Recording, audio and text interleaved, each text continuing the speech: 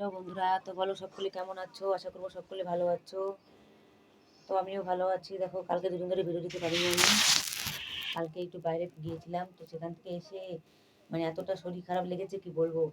সে প্রচণ্ড জ্বর এসেছিলো আর কাঁপিয়ে কাঁপিয়ে শীত করছিল, মাথাটা খুব ব্যথা ব্যথা হয়ে যাচ্ছিলো, মানে ব্যথাতে ফেটে যাচ্ছিলো মাথা, ওই জন্য কালকে ভিডিও দিতে পারিনি। কালকে ফোনই ধরিনি, কালকে ফোন ধরা ভিডিও দেওয়ার কোনো ইচ্ছা আমার মনতে হয়নি। কারণ শরীর খারাপ থাকলে কিছুই করতে ভালো লাগে না, এটা আপনারা ভালো করেই জানো। তো শরীরটা এতটাই খারাপ ছিল, তো জানি না এতটা খারাপ হলে হয়তো পাহাড়ে উঠেছিলাম। পাহাড়ে ওঠার জন্য হয়তো শরীরটা খুব থেকে গেছিলো, খুব মানে যন্ত্রণা করছিল। সকালবেলা ঘুমের ঘুমের সময় দেখি গা তো এত ব্যথা করছে কি বলবো। গা তো নড়াতেই পারছে না ব্যথার জন্য। প্রচণ্ড শরীরটা খারাপ লাগছিল আমার। তো এখন যা একটু ভালো লাগছে, তো আজকে আবার স্নান টান করলাম, গা হাত পা ধুলাম। গা হাত পা দিয়ে সুন্দর করে স্নান টান করে সাবান টাবান লাগিয়েছি। যেহেতু কালকে স্নান করতে পারিনি, পাহাড়ে গিয়েছিলাম, পাহাড়ে গিয়ে ধুলোবালি লেগে গেছিলো, ওই জন্য খুব চুলকাচ্ছিল। আর কাল বৃষ্টিও হয়েছে, কালকে বৃষ্টির ভেতরে আমরা ঘুরতে গেছি। কালকে বৃষ্টি হয়েছে সকাল থেকে প্রায় 10টা পর্যন্ত আট বৃষ্টি হয়েছে। তারপর যেতে যেতে 1টা বেজে গেছে, তো তারপরে বৃষ্টি আর হয়নি।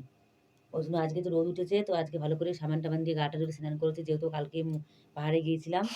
তো পাহাড়ে গিয়ে ওই ধুলোবালি লেগেছিল খুবই, বালি টালি চিটমিট চিটমিট করছিল গা হাত পা। তো আজকে নিম সাবানে সুন্দর করে ডলেছি, এখন গা পা খুব ফ্রেশ লাগছে, খুব হালকা লাগছে। তো এখন আমি দেখো আপনারা বলতে পারো যে চুড়িদার পরেছি, তার সঙ্গে প্যান্ট পরিনি কেন, মানে চুড়িদারের প্যান্ট। আসলে চুড়িদারের প্যান্টের নাটাটা আমি বের করে ফেলেছিলাম, নাড়াটা বের করে আমার সায় অন্য জায়গায় লাগিয়েছিলাম, মানে ঢুকিয়েছিলাম। তো তার জন্য আবার নতুন একটা নাড়া কেটে তারপর ওটা ভরেছি, ভরার জন্য তারপরে দেখো ভরে রেখে দিয়েছি। এই যে একটু করে এটা দেখো ভরেছি, একটা শাড়ির সাইড থেকে কেটে তারপর ভরেছি, এটা একটু করে পরবো। ভাবছি এখন তো বাইরে যাচ্ছি না কোথাও, ঘরের ভিতরে থাকছি, ওই জন্য এখনো পরিনি। তো পরবো একটু পরে, যেহেতু আবার আজকে আমাদের জল আনতে যেতে হবে। কালকে আমি বালতি ধুয়ে রেখেছি প্রায় 3-4টে বালতি, খাওয়ার জলের বালতি। তো আজকে সকালবেলা আমাদের গাড়ি বেরিয়ে গেছে। আজকে গাড়িটা খুব সকাল সকাল চলে এসেছিলো, তো তখন আমরা বুঝতে পারিনি, ঘুমিয়েছিলাম, গাড়ি চলে গেছে।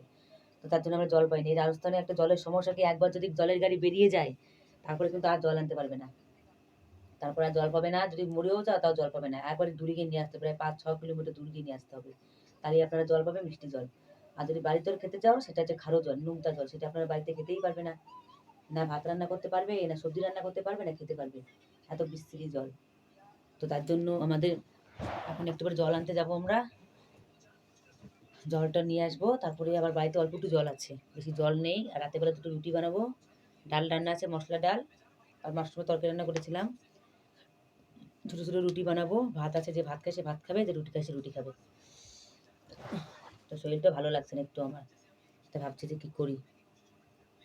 আবার দেখো এত ঠান্ডার ভিতরে পাঙ্খা চালাতে হচ্ছে একজনের জন্য, একজনের গরম লাগছে, একজনের শীত লাগছে, এরকমই তো হয়। তো এখন আমার তো খুব শীত শীত করছে, তাও এখন বসে আছি, ঠান্ডা হাওয়া লাগাচ্ছি। যেহেতু আমি কোনাতে বসে রয়েছি, পাংখাটা ওদিকে চলছে আর আমি এদিকে বসে আছি। তো হাওয়াটা শুধু পায়ে লাগছে, আমার পাহাড়টা কেমন হয়ে গেছে ঠান্ডাতে।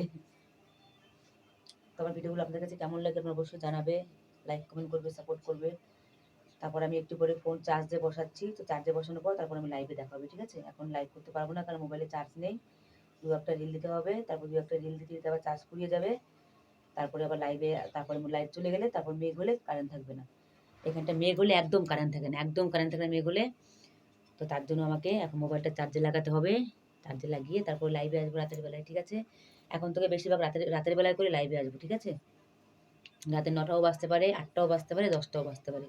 এখন থেকে এরকম সময় লাইভে আসবো। কারণ সারাদিন এই বাচ্চা কাচ্চা হেই হেই করে, তারপরে এই আওয়াজ ফাওয়াজের জন্য অনেক লাইভ করতে সুবিধা হয় না, অসুবিধা হয়। তো এখন থেকে 9টা কি 10টার সময় লাইভে আসবো, ঠিক আছে? তো দেখুন ওগুলো আবার নেল পালিশ লাগিয়েছি। লাল কালার নেল পালিশটা উঠিয়ে ফেলেছি, উঠিয়ে এই সবুজ কালার নেল পালিশটা লাগিয়েছি। দেখেছো কত বড় বড় নখগুলো দিন যাচ্ছে আর বড় হতেই রয়েছে, কি সুন্দর লাগছে। কতদিন কোনো নখ যে বড় করতে পেরেছি, এটাই আমার কাছে অনেক। আর দেখো জামা কাপড় কাচতে গেলেও ভাঙে না, এই জামা কাপড় কাছ থেকে নখগুলো কি ভেঙে যেত, এখন কি একটা নখও ভাঙে না। একটা সেলফি খেতে নিলাম। তো ঠিক আছে বন্ধুরা, আমাকে বেশি বেশি করে সাপোর্ট করো, আমার ভিডিওগুলো দেখো বেশি বেশি করে, ঠিক আছে? বেশি বেশি করে ভিডিওগুলো দেখবে। জামাটা বানিয়েছে খুব টাইট, দাদার কাছে জামাটা আমি সেলাই করে নিয়ে এসেছি, এটা পরে সেলাই করতে লেগেছে প্রায় আমার 650 টাকা লেগেছে। তো দেখো পিস টিস দিয়ে আর সীমানো দিয়ে 650 টাকা লেগেছে। এখান দিয়ে খুব টাইট হয়ে গেছে, এখান দিয়ে আরো এইরকম ছিল, এইরকম ছিল এখান দিয়ে, আমার এতটা কষ্ট হচ্ছিল। তারপরে এটা আবার ঢিল করেছি, ঢিল করার পরে এখন তাও টাইট টাইট হয়েছে দেখো, এখনো প্রচুর টাইট, মানে এখানটা যেরকম পরে সেরকমই বানায় এরা। তো আমার এখানটা জামা সীমানো একদম পছন্দ হয় না আমার, তাও কি করবো বলো। একদম পছন্দ হয় না, তাও আমাকে এখন জামা সেলাই করতে হচ্ছে। এবার ভেবেছি রেডিমেড কিনবো, এবার আর জামা আমি কাটাবো না। জামাটার ডিজাইনটা খারাপ কাটায়নি, কিন্তু জামাটা খুব টাইট কাটছে। এখান দিয়ে খুব টাইট হয়ে গেছে, এখান থেকে খুব টাইট হয়ে গেছে। এইখান থেকে তো পুরো টাইট, পেয়ে দেখো টাইট হয়ে গেছে।